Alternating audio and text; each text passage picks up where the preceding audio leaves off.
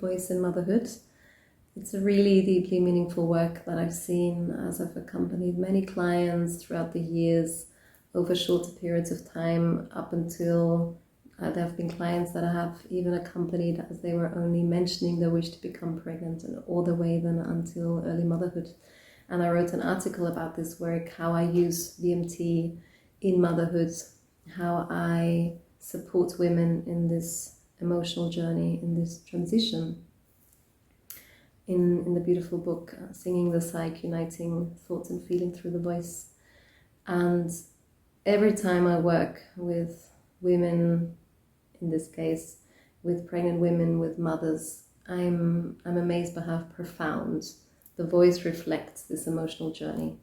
through pregnancy. And especially when women come to me, and it's as if the voice reflects their state of mind, their state of changing body, their state of identity shift. It's when their voices are tired, when their voices are strained, when they feel silenced. It's also in connection with this very special, especially in modern cultures, this pressure that a motherhood needs to be easy, but in fact it's not. And it's about acknowledging this rite of passage that is deeply, not just a physical event, but also an emotional, psychological, even spiritual transition. And to be there for that, and to give a woman space, to give voice to these aspects, to the reality of the experience, which holds also a lot of fear, a lot of anxiety, a lot of doubts, as they are shifting from maybe even being still a girl, a maiden, shifting into maybe even becoming more of the woman that I want to be, and moving then into becoming a mother. We work a lot with the concept of the sphere in VMT, and that's this energetic field that extends around your physical body. So we're working with that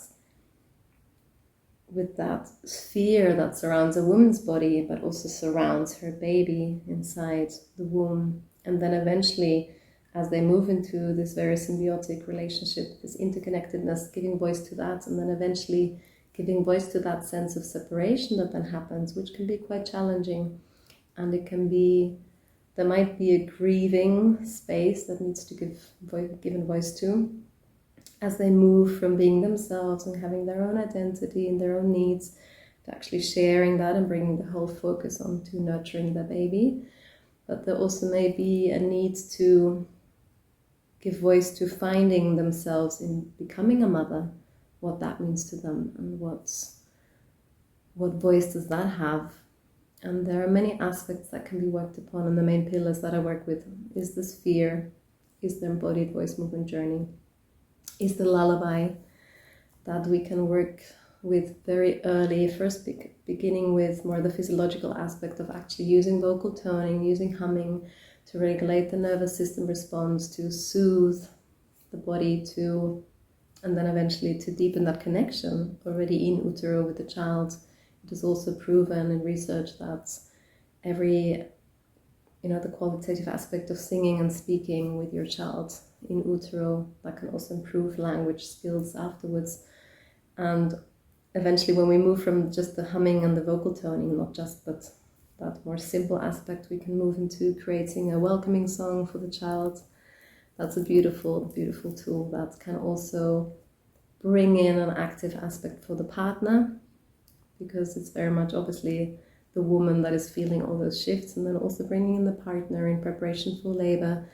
to show the partner methods of support for the woman, but also then giving them opportunity to create something together that they can then also implement in all